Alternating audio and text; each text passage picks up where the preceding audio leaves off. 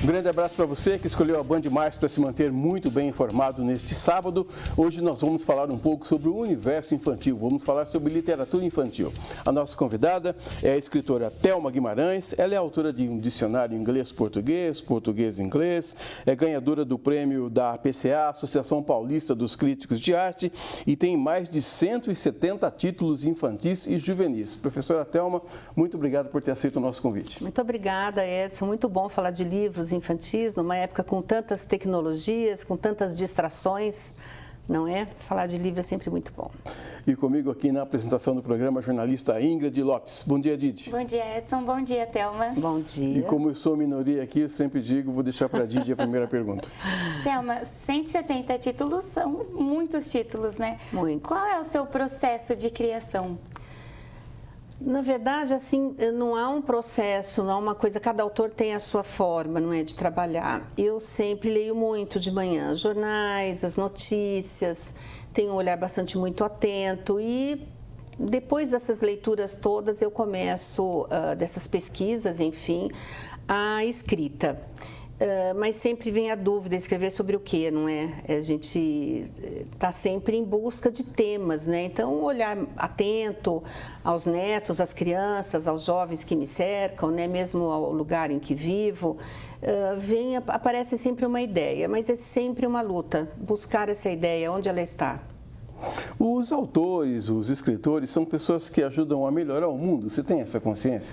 Eu tenho. Eu acho que nós, através da leitura, Edson, nós conseguimos transformar pessoas, né? Aquilo que você coloca no livro, a criança lê e ela vai repensar, por exemplo, às vezes uma atitude, uma criança mais egoísta, você consegue... muitas vezes, através desse texto, a criança vai pensar se o que ela fez está correto, se está certo. Eu acho que a leitura tem esse papel de transformação. E na gente também, né? Você nunca é o mesmo depois de ler uma história. Você sempre pensa naquilo que você faz, né? E você, agora autora, quando criança ainda não, né? Mas teve alguma obra que te marcou, que você lembra que você leu e te marca de alguma forma até hoje? Eu acho que os textos de Monteiro Lobato, não é? Porque quando eu era pequena, nós não tínhamos muitos autores. Ou era Monteiro Lobato ou era Machado de Assis, né? Eram dois extremos. Então, eu acho que os textos de Lobato sempre me instigaram muito. Não eram textos infantis, eu fui ler mais adolescente, porque eram livros mais grossos, não eram histórias pequenas, né? Então, eu acho que isso me marcou bastante. E uma autora americana chamada Laura Ingalls, ela era autora de um livro chamado Beira no Riacho, nossa, eu fiquei fascinada por isso. Eram obras americanas, importadas e tal. Mas, assim, realmente a literatura, ela veio aparecer para mim nos anos 80, quando os meus filhos começaram a ler. Então, eu fui apresentada a uma literatura muito mais fresca, muito mais jovem, muito mais próxima de mim, né? Foi daí que eu comecei a escrever mesmo, através dos livros que eles liam. Thelma, existem algumas frases, algumas verdades populares, alguns ditos populares, dizem que, se repetidos muitas vezes, acabam se tornando verdades. O brasileiro lê pouco, você acha? Lê pouco. Eu acho que o brasileiro lê pouco, o jovem lê pouco. Eu acho que a criança ainda lê mais, porque as escolas indicam, as escolas dão listas de livros no começo do ano ou ao final, e o pai, ele quer proporcionar para o filho, muitas vezes, aquilo que ele não teve, né, Edson? Então, olha, eu não tive muita leitura, então eu vou sair correndo, vou comprar essa indicação, ou eu vou levar para a livraria, ou eu vou à biblioteca. Já o adolescente, ele até nem conta muito em casa que ele tem que ler. Né, ele foge um pouco dessa lei. E o adulto, então, lê muito menos, porque hoje tudo é digital, né, o jornal e tudo, aquela coisa de você folhear diminuiu bastante, né, entre os adultos. E entre os jovens também, entre as crianças não. E você acha que a leitura dentro de casa para um adolescente, ela pode ser reforçada pelo exemplo dos pais? Sim, eu acho que aquela família que lê jornal logo cedo no café já é um grande exemplo de leitura. Até porque você está lendo o que tem na sua cidade, o que está passando no seu estado, no seu país e no mundo. Como eu tive esse privilégio de ter pais leitores e assinantes de 4, 5 jornais, acho que até 6, então para mim, para eu eu começar o dia, eu tenho que ter um jornal, né? E eu acho que isso faz com que quem está à sua volta tenha a mesma rotina, né? Porque a primeira fonte que você tem é o jornal, é a leitura desse jornal, né? E a partir dessas leituras, você parte para texto. Como é que você vai fazer uma redação lá no Enem se você não sabe o que está acontecendo? Você vai em clippings, pega trechos, né, e forma ideias na sua cabeça. Tá, mas quem escreveu isso? A fonte é confiável? Por isso, sempre a leitura de um jornal, a leitura de um livro. Não são fake news, né? Eu não gosto muito de falar, no meu tempo era assim, porque começa a entregar a idade, estou sempre falando de idade aqui, né? Mas o teu marido Clésio vai se lembrar disso, que a gente tinha os grandes jornais, que a gente podia ler da forma como você está dizendo, ou então as bibliotecas onde a gente ia fazer os trabalhos. Agora praticamente não existe mais isso. Como é que você motiva uma pessoa para ler se ela não consegue ver nas pessoas que estão próximas, nos pais, nos tutores ou nos irmãos mais velhos, esse gosto pela leitura? Eu acho que essas idas à livraria aos finais de semana, que é quando você tem mais tempo, eu acho que isso ajuda muito, sabe, Edson? Eu tenho esse costume de semanalmente ir à livraria. Vou sozinha e vou com os meus netos. Então, eles já sabem olhar, procurar algo. Então, se você não tem o jornal, você tem a livraria, você tem a biblioteca, né, da sua cidade, do seu bairro. Nós temos poucas, confesso, e é uma pena, poderíamos ter mais, né, bibliotecas mais bem nutridas de uma literatura infantil e juvenil. É tudo muito antigo, muito obsoleto, né? Mas aquele pai, eu digo pai, mas a família, né? Enfim, aquele que cuida, ele tem a obrigação, no mínimo, de levar à livraria. Porque ele pode não comprar naquele momento, ele pode ir ao sebo, comprar usado, qualquer coisa. Se ele não lê o jornal, a livraria já é o segundo passo, né? Ou o primeiro. Não tem como escapar. Eu imagino que levar na livraria, apresentar, né, o contato com os livros já deixa a criança, o adolescente mais curiosos, né, para saber o que tem ali. E a gente vê que é tudo hábito mesmo. O hábito de ir na livraria, o hábito de ler e o incentivo também pode ser um hábito, né? Em casa, você mencionou Monteiro Lobato, a minha mãe tinha uma coleção, ainda tem, né, de Monteiro Lobato, que são diversos livros. E eu lembro que quando eu era criança, assim, uns 6 anos, eu queria muito aprender a ler rápido, porque eu queria ler tudo aquilo. E já me incentivava bastante. E aí o pai da minha mãe, o meu avô, ele sempre falava, já que você gosta de ler, lê esse aqui agora. E eu sempre ia na livraria para comprar livro para ele e acabava pedindo para mim. Você? Funciona, para mim, em casa funcionava bem essa questão de ir na livraria e também comprar jornal. Só o contato, além de ser gostoso, criar uma experiência boa ali, né? Realmente funciona para a leitura, né? Eu acho que a família pode ter, inclusive, um porquinho, um pote, né?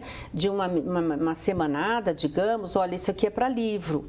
Você vai escolher o que você quer. É muito importante que a criança também escolha, não é? Ela folhear. E eu vejo que os meus netos, às vezes, compram umas coisas que não têm importância. Eu permito, porque faz parte da rotina deles e da minha a escolha. É evidente que eu vou à prateleira da idade apropriada. Mas às vezes eles querem alguma coisa para rabiscar, para desenhar, tudo bem, mas não vão sair sem livros. Então é tudo aquilo que você pode proporcionar e às vezes as pessoas, elas investem em outras coisas, não é? A cerveja não deixa, o churrasquinho não deixa, mas e o livro? O livro, para mim, é artigo de primeira necessidade, não é? Sem ele eu não sou nada. Eu não voto, não sei votar, não sei fazer escolhas, né? Tudo isso vai somando com o tempo, não é? E as crianças são muito criativas, né? Você dá uma caneta, um lápis, um papel para uma criança, ela cria um personagem, daqui a pouco já cria uma história. Sim. É um bom incentivo, claro, isso, né? Um incentivo maravilhoso. Ela pode, inclusive, trocar o final daquele livro que a gente escreveu, trocar o título, fazer seu próprio livro. É só dobrar a folha de papel, não é? E fazendo frases, ou ela dita as frases, no caso dela não saber escrever, e alguém mais velho vai fazendo as ilustrações. É um repertório tão grande, é uma paleta tão grande de possibilidades que a leitura traz, Edson, que eu acho assim, de que é muito difícil olhar para uma família e falar, nossa, ninguém lê nessa família, que tristeza que me dá, não é? eu vi que você, quando era criança, você criava histórias de uma tema mais aventureira, né? Sim. Como que era isso? Eu acho que por morar numa cidade muito pequena, onde patinhos atravessavam a rua, a gente tinha que parar o carro, existia, assim, tinha um passo municipal e os patinhos saíam do passo, iam para o outro lado da avenida, a gente parava o carro. E eu falava, nossa, que bucólico, que lindo, mas eu queria tanto morar em Londres, eu queria tanto morar em Paris, eu queria ir para outros lugares. Isso não era possível na vida real. Nos livros, sim. Então, eu inventava cenas para mim, inventava personagens em que eu era aquela personagem. Eu andava de bicicleta, coisa que eu não sabia fazer. Eu fazia piruetas, coisas que eu também não sabia fazer. Então, essas possibilidades, eu acho que me tornaram a pessoa que eu sou hoje. Eu não conseguia fazer, mas no livro, sim. Então, o livro, ele traz essas possibilidades para você, de você ser quem você quiser, de você sonhar, de você habitar outros lugares, né? E tudo com a escrita, né? Por isso que eu acho maravilhoso, eu acho libertador escrever, né? Todo mundo devia tentar. Vocês já tentaram? Eu não tentei ainda não. Bom, agora em primeira mão aqui para os telespectadores do Band Cidade, quais são os últimos lançamentos? Olha, esse daqui é o meu livro mais traduzido, né? Foi traduzido agora para o coreano, para o turco, para o italiano e também está indo para Portugal. É o Cadê o Livro, que estava aqui, da editora FTD. Esse aqui foi para a Colômbia. Olha como os livros andam, né? Como eles viajam. Lá, a Economia de Maria da Editora do Brasil.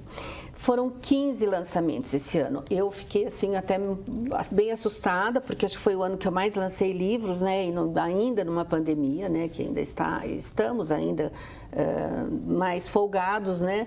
Mas foram muitos lançamentos. Esse da Leiturinha, Tanta Coisa para Fazer por Aqui. Na Ciranda, uma editora nova para mim, uma editora grande. No meu caderno tem. Esse é um pouco autoral, né? No meu caderno tem muitas histórias, Edson. Então eu acho que eu coloquei um pouco isso para as crianças também terem os seus cadernos, né? Vou fazer só um intervalo, até porque eu falei Band Cidade, e o Band Cidade ele começa de segunda a sexta, às 10:50. Isso aqui é o Band Entrevista. Nós vamos então para o nosso intervalo aqui no Band Entrevista, hoje falando com a escritora Thelma Guimarães. Daqui a pouco a gente continua falando mais sobre o universo infantil e sobre as obras dela. A gente volta já já.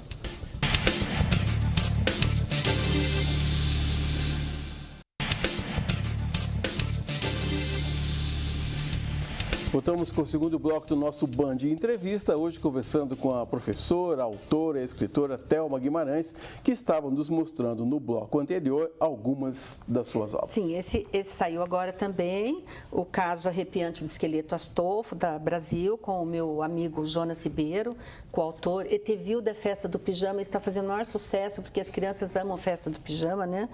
Esse é uma adaptação bilíngue, As Aventuras de Huckleberry Finn, um clássico de Mark Twain.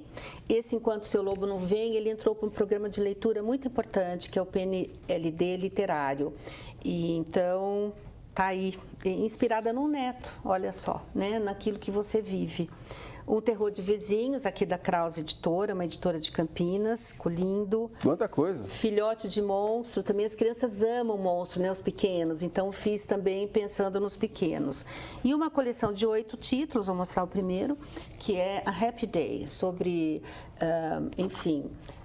se livrar daquilo que tem em casa e doar para o próximo. Não é se livrar, é você se libertar, na verdade, das coisas a mais que você tem, né? São histórias em inglês pela Somos, são 8 títulos, saíram todos quase juntos, né? Então foi um parto de 8 filhos e eu fico muito feliz, porque foi um ano muito bom. Eu só posso agradecer. Agora, Thelma, com tantas obras publicadas, você não deve ter problema com editora, com ilustrador, nenhum tipo de problema desse tipo, né? Tem, sempre tem. Editora, para onde mandar? Né? É a primeira pergunta que eu me faço assim que eu termino o texto. Por quê? Tem que ser uma editora que venda bem, que ela tenha uma saída boa, que tenha divulgadores. Na verdade, hoje a gente chama de consultores, porque são pessoas que vão até a escola, Edson, levar o seu material, o seu livro, né, para que os professores conheçam. Se a gente não tem essa entrada nas escolas, não adianta, porque o livro vai ficar onde, né? Vai ficar guardado em algum depósito, ele tem que ter essa saída, né? Então tem que ser uma editora que tenha uma boa venda, né? E também um editorial bacana, que tenha, encontre para você um bom ilustrador. Normalmente a gente não dá muito palpite, não, né? Talvez você fosse perguntar sobre ilustrador, né? Tá parecendo que vai. Se ele não ia, eu ia. Não é nada muito democrático, posso te dizer, não. Você não acompanha, então, o processo? Não, eu acompanho, sim. Às vezes, os RAFs, né? Porque eles às vezes mandam o RAF em português. O RAF vem do inglês rough, que é áspero, né? Então, é só um esboço. Mas você, na maioria das vezes, vê o trabalho pronto. Então, eles falam, olha, tal pessoa vai ilustrar, tal ilustrador, né, fará os trabalhos do seu livro. Aí você corre olhar no Instagram, corre olhar para ver quem é, às vezes você não conhece. E eu já tive experiência de eu indicar e de não ficar tão legal. Então, eu prefiro deixar que o departamento de arte faça essas indicações, porque eles entendem muito mais do que eu, né? Agora, com obras publicadas em português, em inglês e em espanhol, você tem contato com as crianças de outros países? Como é que elas reagem às suas obras? Tive agora, porque eu fui para Portugal, fui para Roma, esse livro Dov'è o Finito Livro, que foi publicado pela Fatatrac, eles fizeram um evento com crianças numa escola próxima à cidade de Roma e foi uma experiência fantástica, posso te dizer. E a Didi que 2 horas falando com eles em inglês, com uma tradutora. Foi maravilhoso, maravilhoso. Agora, é diferente daqui, Edson, por quê? O país é menor, então a venda também não é tão grande como aqui, porque apesar da gente ser... Nós somos poucos leitores, mas mesmo poucos dentro de um universo de mais de 200 milhões de habitantes, ainda é maior do que...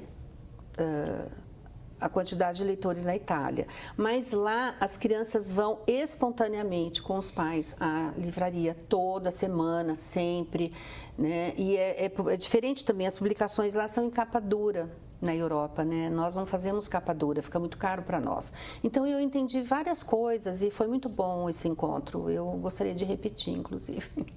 Quem sabe na Coreia ou na Turquia. Você comentou de um dos livros que estão aí que você se inspirou em um neto seu, né? Sim, sim. Todos os seus netos têm livros inspirados neles? Os seus filhos? Como que é? Os meus filhos têm, cada um tem o seu. Eu acho que o Edson lembra bem, o romeu@julieta.com.br, que é do meu filho mais velho, Clésio, na época que ele era metaleiro. É um livro que ainda vende, nós somos, né? Depois eu tenho o da Mariana, é Coração na Rede, que é a do meio. E a Ana Maria, que é a caçula, teve o Caderno de Perguntas de Rebeca, cada um teve o seu. E das crianças também cada um está tendo o seu livro, né? E você conta quando está escrevendo ou termina e deixa eles reconhecerem alguma coisa ali? Primeiro eu termino, mas já teve momento de eu contar antes. Esse do Filhote de Monstro eu contei antes. É que sem ilustração para eles é um pouco mais complicado, porque eles não têm 4 anos ainda. Mas eles ouviram, prestaram atenção. Depois você mostrar o livro ilustrado, nossa, eu acho que na cabeça deles deve ser uma coisa bem louca, né? Porque aí você vai juntar aquilo que você ouviu com o desenho, com a arte, né? É muito bom e bom para mim. Eu fico numa felicidade tão grande quando dá certo a conversa, a roda de conversa que eu tenho com eles, né? Esse outro aqui também saiu da minha casa, na verdade, saiu de dentro do quarto que eu fiz, que eu adaptei para eles. Tanta coisa para fazer por aqui. Ele tem uma girafa, essa girafa de crescimento que a gente prende na parede, né? E eu fiquei olhando aquela girafa e falei, nossa, eu vou fazer uma história dessa girafa. As crianças pulando no pescoço da girafa e indo para o mundo da fantasia, né? Porque você pode estar no seu quarto, Didi, mas você pode estar a léguas, 1000 léguas dali. Né? Agora, lembrando aqui o Capitão Nascimento do Tropa de Elite, qual que foi o livro 01? O Cara de Pai, o primeiro, que eu acho que você me entrevistou. Nem fala quanto tempo. Não vamos contar. Bastante. Foi Cara de Pai, foi o primeiro livro publicado e logo em seguida vieram outros 3. E aí já veio o prêmio da PCA e eu falei, não vou parar, né? Não dá para parar depois de um empurrão desse, né? Não tem como.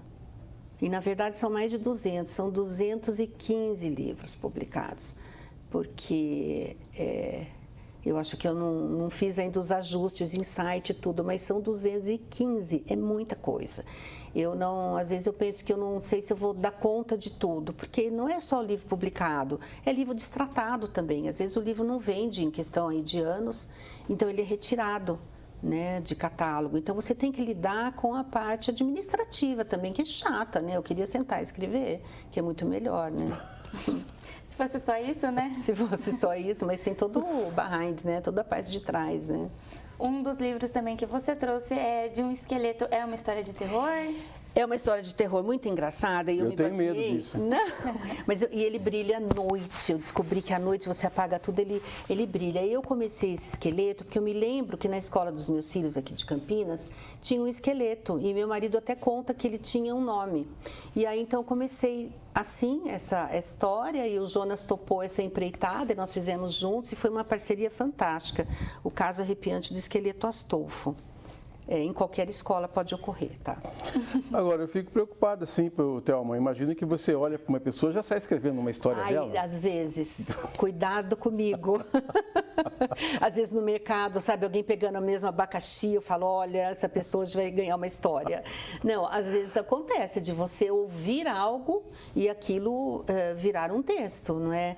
Quantos bons contadores de história a gente não tem na família, não é, Edson? Verdade. Sempre tem um tiozão que senta e conta piada, e conta um caso. E que a gente gosta de ouvir, né? Não é? Eu gosto muito de ouvir, mas eu gosto de colocar no papel. E nem sempre é uma história boa o suficiente para virar um texto literário. Então é aí que entram as camadas do livro, os recheios, as coberturas, a cereja em cima, né? O morango mais nosso. O seu público é principalmente o público infantil? Infantil e juvenil. E como você decidiu que seria esse o ideal para você escrever? Na verdade, eu comecei com infantil porque as crianças eram pequenas. Aí eles foram crescendo querendo histórias juvenis mais apropriadas. Como professora de inglês, eu descobri que escrever em inglês também seria muito bom, né, para mim, e também porque a fila é menor, né, que o editor, dentro de um editorial, quem são os autores que vão com textos em inglês? São poucos. Então, eu falei, nossa, eu vou abrir uma brecha aqui para um outro caráter, né? Essa linha da língua inglesa, para alunos brasileiros. Depois, eu também, fazendo dicionários, que o dicionário é chamado obra de referência, aí entra um trabalho mais técnico, né? Que é de tudo que eu aprendi na faculdade. E ainda sou autora de livros didáticos, então eu fui abrindo várias frentes. Por também notar a dificuldade de publicar, e eu queria publicar logo, né? Queria ver tudo pronto, né? Como todo mundo é ansioso, eu também fui sempre muito ansiosa. E aí fui abrindo esses leques, essas possibilidades, e foi muito bom, porque eu posso fazer duas coisas, né? Português, infantil, inglês, infantil, aliás, várias, né? Juvenil em inglês, juvenil em português. A participação em feiras literárias é uma boa ou já foi? Eu acho que continua sendo, mas a gente vai ficando velho e cansado, né? Você já vai ficando perdendo gás, né? Tem que deixar espaço para os mais novos. Por exemplo, agora eu fui para a Feira de Porto Alegre, que eu acho que é um lugar maravilhoso, extremamente democrático e de graça, né? Porque você vai para a rua e você não tem que pagar ingresso. Então ficam as barracas, os editores ficam circulando a pé, alguns ilustradores, então eu acho muito bom. E feira, por exemplo, a Feira de Bolonha, eu já fui também, mas é tanta informação, Edson, que a gente acaba se perdendo um pouco. Então, nada como você ir para uma livraria e você também buscar esses textos novos que estão sendo publicados. E normalmente as livrarias já recebem os lançamentos rapidamente, né? Então, eu não sei ainda quantas feiras, ainda o meu caminho por feira, se não está acabando não, e eu vou ficar em casa escrevendo, que dá mais, não é mais certo, é mais tranquilo, mais calmo, né? Calmo. E para quem quer começar a escrever, o que você recomenda, uma dica? Olha, no meu site, thelma.com.br, eu tenho várias dicas, mas eu posso dizer desde já, você é um bom leitor, você lê bastante, porque para escrever, é muito simples, gente, escrever. Tem que ler primeiro. né? Se você é um bom leitor e tem um repertório bastante variado de leituras, ficção, romance, não ficção, livros escritos por autores estrangeiros, autores brasileiros, você tem um bom português. A criatividade em algum momento vai chegar, né? Então é o exercício mesmo. Então ler mais escrever igual a ser um autor. É meio matemático, né? Muito bem, nós agradecemos assim então a presença aqui nos nossos estúdios da escritora, autora, tradutora Thelma Guimarães, falando sobre o universo infantil. Muito obrigado por ter aceito o nosso convite. Obrigada, Didi. Obrigada, Edson. Tchau, Didi. Tchau, Edson. Tchau, Thelma. Obrigada. Um bom sábado para você. Aproveite seu final de semana. Tchau.